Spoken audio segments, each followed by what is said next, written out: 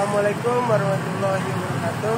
Perkenalkan, nama saya Andi Ramadhani, NIM 23986236. Baiklah, di sini saya akan menjelaskan yaitu pukulan lob. Pukulan lob adalah teknik pukulan dalam permainan bulu tangkis yang bertujuan untuk menerbangkan setepat mungkin ke arah belakang garis lawan.